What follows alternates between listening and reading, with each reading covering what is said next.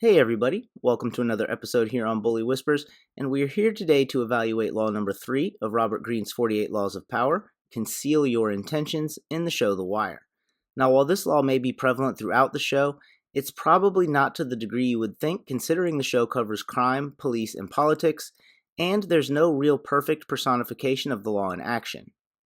So in this episode, we will evaluate different aspects of Law 3 in The Wire through the boldness of Avon Barksdale, the creepiness of Jimmy McNulty, the calm demeanor of Lester Freamon, and the theatrics of Clay Davis, who provides one of the, if not the best representation of this law in the series, despite clearly violating some of the key principles in making it work.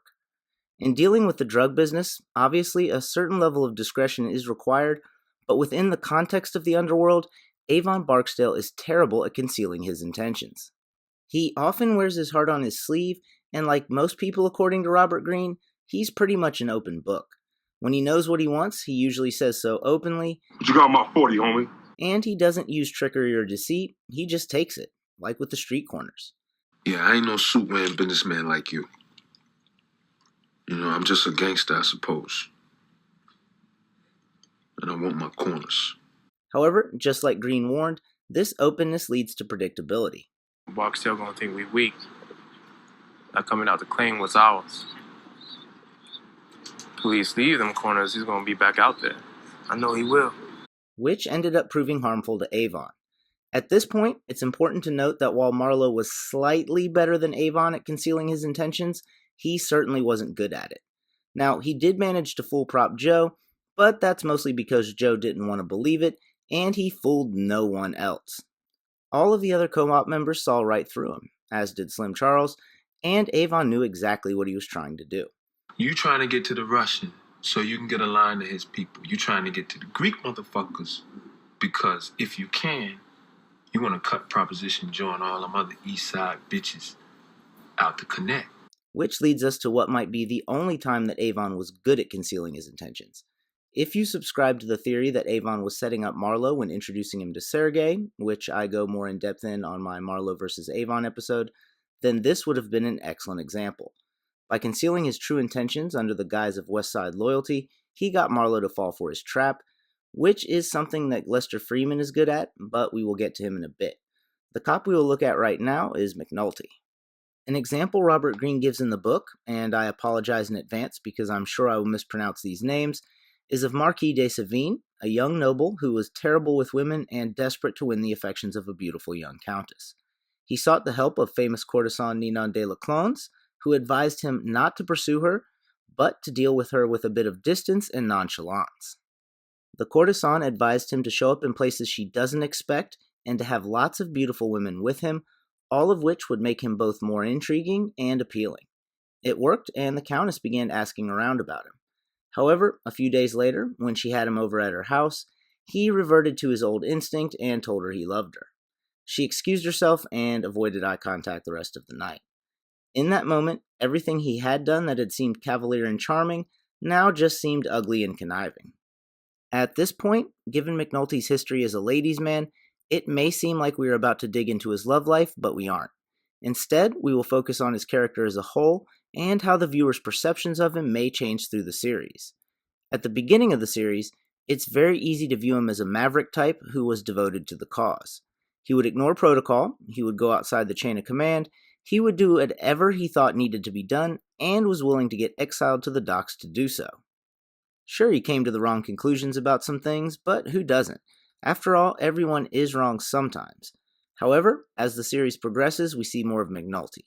And the more of McNulty we see, the more we realize that Landsman was right about him. Jimmy is an addict, sir. What's he addicted to? Himself. In that light, many of the things that used to seem cavalier about him start looking reckless, and by the time he is faking serial killers in Season 5, he just seems weird. This brings us to the next cop we are going to evaluate, Lester Freamon. According to Robert Greene, the best disguise is a boring, bland exterior, which Freamon certainly has with his dollhouse furniture making, and the best smokescreen is facial expression, and Freamon has an excellent poker face. These attributes are what enable him to fly largely under the radar throughout the show, particularly his boring and bland image. Whereas someone like McNulty will always draw suspicion, Freeman's image gave him a more trustworthy feel, which enabled him to maneuver more smoothly, like when gaining the trust of a skeptical stripper named Chardine. Chardine was needed to help bring down Avon and was understandably scared, but bland, boring Lester Freamon was able to get her to do it by calming her down, showing her his doll furniture, and gaining her trust. Gotcha, bitch! And they lived happily ever after. At this point, I'm going to take a second to apply the Marquis de Savine example from when we were talking about McNulty to Lester and Chardine from two angles. First, after finding out what his intentions were, does it not make his interactions with her in Season 1 seem a bit more cheesy?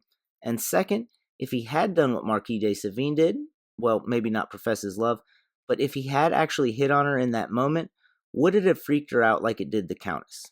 Let me know what you think down in the comments.